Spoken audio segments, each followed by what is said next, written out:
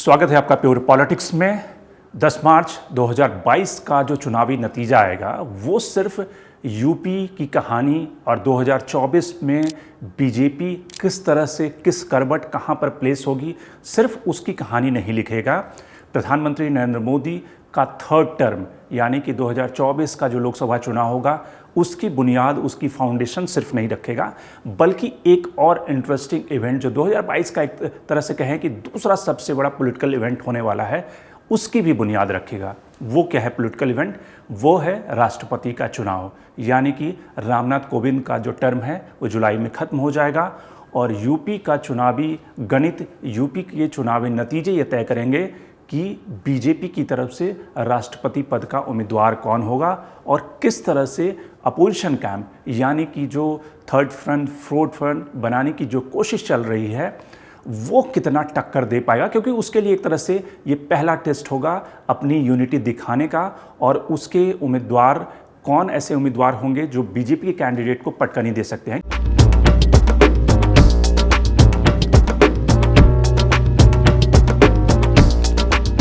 दो महीना पहले जब पीके दिल्ली में थे तो पीके ने कई सारे नेताओं से मुलाकात की थी और वो उस समय कांग्रेस में भी अपनी एंट्री की कोशिश कर रहे थे। हालांकि बाद में वो कांग्रेस की तरफ से उनका दरवाज़ा बंद हो गया। तो उस समय पीके ने एक इंटरव्यू में ये कहा था कि ये सारी जो मुलाकातें हो रही हैं वो एक तरह से प्रेसिडेंट इलेक्शन को लेकर हो रही हैं, यानी कि प्रेसिडेंट इलेक्शन में एक ज्वाइंट कैंडिडेट अपोजिशन खड़ा करना चाहता है एनडीए कैंडिडेट के सामने में, और इसलिए ये सारी मुलाकातें हो रही है जिसमें ममता बनर्जी से लेकर शरद पवार, केसीआर,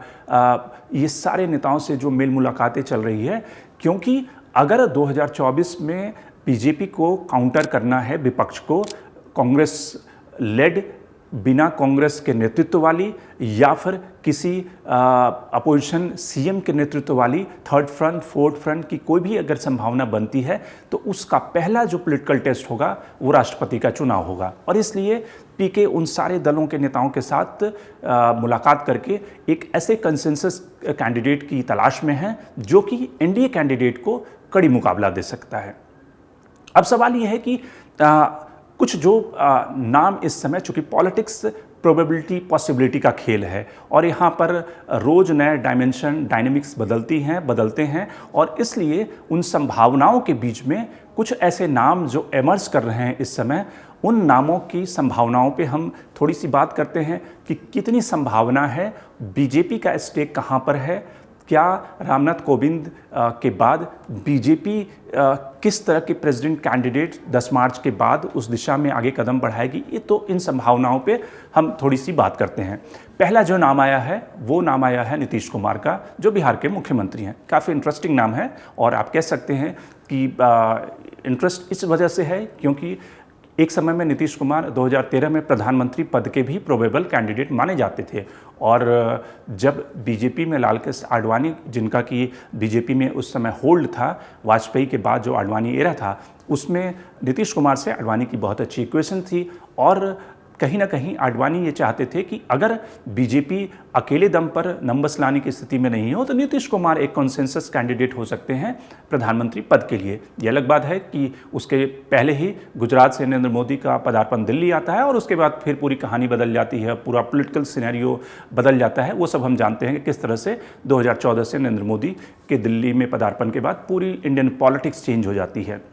लेकिन नीतीश कुमार एक उस समय डार्क हॉर्स थे और अपोजिशन खेमे को भी उनके नाम पर कोई बहुत ज़्यादा आपत्ति नहीं, क्योंकि उस समय वो अपोजिशन के भी एक तरह से डार्लिंग कैंडिडेट हुआ करते थे। लेकिन कहानी बाद में बदल गई। अब कहानी ये है कि नीतीश कुमार को जो मैंडेट मिला है वो 2025 तक के लिए मिला है, लेकिन अपोजिशन के जो नेता हैं पीके उन पे डोरे डाल रहे हैं, क्योंकि पीके की पहले से नीतीश कुमार से ट्यूनिंग है, उनकी पार्टी में रह चुके हैं, उनके लिए इलेक्शन कैंपेन डिज़ाइन कर चुके हैं और नीतीश कुमार के साथ उनके जिस तरह से इक्वेशन है, हाल के दिनों में पिछले हफ्ते ही पीके की दिल्ली में नीतीश कुमार से मुलाकात हुई, उनके साथ कहा जाता है कि उस तरह के उस फार्मूले पर भी बात हुई जो कि ममता बनर्जी, शरद पवार चाहते हैं कि नीतीश कुमार प्रेसिडेंट पद के लिए अपोजिशन कैंप के कैंडिडेट हों। अब सवाल इसमें क्या है कि क्या नीतीश कुमार, पहला जो सवाल है कि ये रिस्क ले सकते हैं कि जो उनके पास जो मुख्यमंत्री का पद है उसको छोड़कर वो उस दिशा में कदम बढ़ाएं कि जिसकी अभी कोई सर्टेनिटी नहीं है, अभी कोई निश्चितता नहीं है कि वो अपोजिशन कैंप की तरह से राष्ट्रपति पद के उम्मीदवार हों।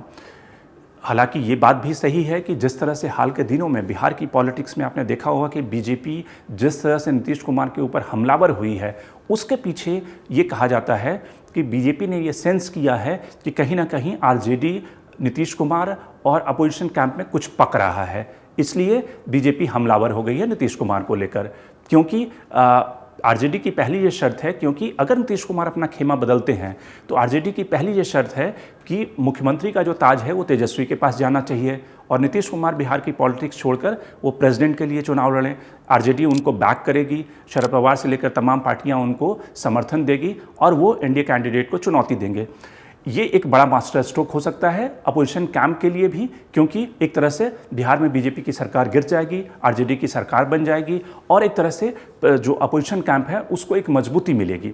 लेकिन इसमें एक लोचा है। इसमें लोचा क्या है या फिर इस पूरी पॉसिबिलिटी में दिक्कत क्या है? पहली दिक्कत तो ये है कि नीतीश कुमार को इस बात के लिए उस अनिश्चित रास्ते के लिए तैयार होना होगा जिसकी अभी सफलता की कोई गारंटी नहीं है। दूसरा इसमें लोचा ये है कि अगर इस कहानी को थोड़ा सा पलट दें कि अगर बीजेपी ही नीतीश कुमार का नाम प्रपोज कर दे प्रेसिडेंट पद के लिए तो फिर तो पूरी कहानी पलट जाएगी। क्योंकि बीजेपी के लिए भी आप दूसरे एंगल से देखें कि बिहार में जिस तरह से सीनियर पार्टनर के रूप में बीजेपी वहाँ पे अपना रोल अदा करना चाहती है, तो बीजेपी कहीं ना कहीं वहाँ पे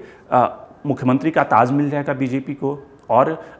एक वैसा चेहरा जो कि बीजेपी के साथ अलायंस करके इतनी सालों से सरकार चला रहा है, तो वो कहीं ज़्यादा विश्वस्त हो सकते हैं दूसरे नेताओं की तुलना में बीजेपी के लिए। तो बीजेपी अगर नीतीश कुमार का चेहरा प्रपोज कर दे प्रेसिडेंट पद के लिए और इस पर अगर स्वीकार्यता बन जाए तो अपोजिशन का पूरा खेल बिगड़ जाएगा। तो एक सिनेरियो ये भी हो सकता है। दूसरा सिनेरियो शरद पवार एक ज़माने में प्रधानमंत्री पद का एम्बिशन रखते थे, लेकिन उनका ये एम्बिशन पूरा नहीं हुआ और इन सालों में अभी जो सरकार चल रही है महाराष्ट्र में, वो सरकार इसलिए चल रही है और इसलिए बनी हुई है तमाम अमित शाह की कोशिशों के बाद भी, तमाम देवेंद्र फडणवीस की कोशिशों के बाद भी जो गठबंधन की सरकार है वो गिर नहीं रही है। तो क्या ऐसा फार्मूला हो सकता है कि बीजेपी अगर एक्सचेंज में शरद पवार के साथ ये डील करे कि प्रेसिडेंट का पद उनको शरद पवार को मिल जाएगा और बीजेपी उस सरकार को गिराकर एनसीपी के साथ महाराष्ट्र में सरकार बन जाएगी। दोनों के लिए गुडी है, यानी कि शरद पवार भी उस हाईएस्ट पोजीशन पे पहुंच गए और बीजेपी की वहाँ पे सरकार भी बन गई। एक फार्मूला क्या ये हो सकता है शरद पवार के लिए? 2-3 और जो नाम हैं, अमरिंदर सिंह ने जिस तरह से कांग्रेस को झटका देकर बीजेपी के खेमे में आए हैं, हालांकि ये सारी कहानी इस बात पे निर्भर करेगी कि 10 मार्च को होता क्या है, पंजाब में किसकी सरकार बनती है। लेकिन क्या अमरिंदर सिंह बीजेपी की तरफ से चेहरे हो सकते हैं? क्योंकि बीजेपी को एक ऐसा चेहरा जो सिख है, जो नेशनलिस्ट है और जिसकी कि पंजाबी कम्युनिटी, सिख कम्युनिटी और एक वाइड स्प्रेड एक्सेसिबिलिटी है, वैसा चेहरा मिल जाएगा। तो क्या एक अमरिंदर सिंह भी चेहरे हो सकते हैं राष्ट्रपति चुनाव के लिए? कई लोगों ने मायावती का भी नाम उछाला हुआ है। वो इस बात से उछला है कि जो अमित शाह का अभी हाल फिलहाल का इंटरव्यू था, उसमें अमित शाह ने ये जब सवाल पूछा गया कि क्या आपको लगता है कि मायावती इस पूरे चुनाव में एक तरह से बढ़िया बिस्तर समेट लेंगी, वो सबसे कमज़ोर विकेट हैं, तो अमित शाह ने कहा कि उन्हें ऐसा नहीं लगता। मायावती का जो अपना कोर वोटर है वो उन्हें वोट करेगा और मायावती यूपी की सीन में रहेगी। तो लोगों को ये लगा कि जिस तरह से अमित शाह मायावती की वकालत कर रहे हैं, तो बीजेपी कहीं ऐसा तो नहीं सोच रही कि अगर बीजेपी को क्लियर कट मैंडेट नहीं मिलता तो बीजेपी और बीएसपी की सरकार बनने की संभावना बन जाएगी। और वैसी स्थिति में पहले से ही सीबीआई, ईडी से डरी हुई मायावती एक तरह से दलित फेस के रूप में बीजेपी के लिए ज़्यादा एक्सेप्टेबल होंगी। प्रेसिडेंट पद के लिए बीजेपी की सरकार भी बन जाएगी और दलित वोट बैंक, दलित का एक चेहरा बड़ा मिल जाएगा। लेकिन ये सारी कहानी में कई सारे किंतु परंतु, कई सारे पॉसिबिलिटी, एंटी पॉसिबिलिटी, इस तरह के सारे सवाल हैं, क्योंकि इन सारी संभावनाओं में पहले जो सबसे एक जिसको कहते हैं कि बाइंडिंग लाइन है कि क्या बीजेपी और ख़ास करके नरेंद्र मोदी की लीडरशिप वाली बीजेपी सबसे प्रेसिडेंट जैसे अहम पद को वो किसी थर्ड लीडर के लिए आउटसाइड बीजेपी जो कैडर से नहीं निकला हुआ है उसके लिए कुर्बान करने के लिए क्या तैयार होगी? क्या नरेंद्र मोदी वाजपेयी बनने की हालत में हैं? क्या उनके अंदर वो कंसेंसस का तत्व है कि वो हाईएस्ट जो पोजीशन है डेमोक्रेसी का, वो किसी थर्ड नेता के लिए कुर्बान करने को तैयार हैं। ये सारी जो पॉसिबिलिटी है, उसका जो सबसे डिफाइनिंग लाइन है कि क्या आरएसएस और बीजेपी ये चाहेगी कि उसके कैडर का व्यक्ति वहाँ पे न बैठे, बल्कि वो शरद पवार, नीतीश कुमार या किसी अन्य के नाम पर पॉसिबिलिटी एक्सप्लोर करने की संभावना देखें। क्योंकि नरेंद्र मोदी को ये भी देखना है कि 2024 का जब चुनाव होगा और उसमें जो बीजेपी को मैंडेट आएगा, तो उस समय प्रेसिडेंट नॉमिनी ऐसा कोई व्यक्ति होना चाहिए जो कि बीजेपी के प्रति फेवरेबल हो, उसे फेवर कर सके, या फिर जब सिंगल लार्जेस्ट पार्टी जब बनती है तो उसके साथ उसका मुठभेड़ न हो, उसके साथ नारायणन वाली स्थिति न हो जाए जो वाजपेयी के समय थी। तो ये पहला डिफाइनिंग जो प्री कंडीशन कह सकते हैं इस पूरी कहानी में ये है। दूसरी कहानी का डिफाइनिंग मोमेंट है कि ये सब कुछ